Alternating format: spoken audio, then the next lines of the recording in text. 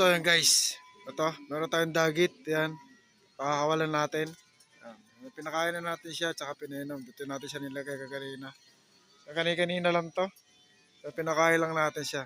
Ayan, lagyan na natin ng love letter. Ayan, uwi kasama mo ha.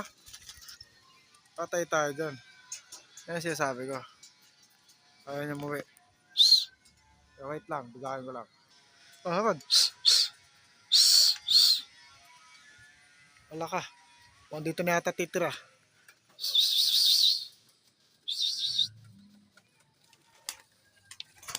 Patay tayo dyan.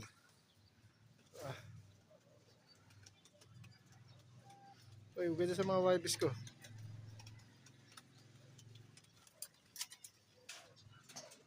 Ayaw talaga na.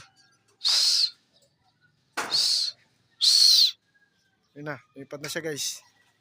Sana makauwi.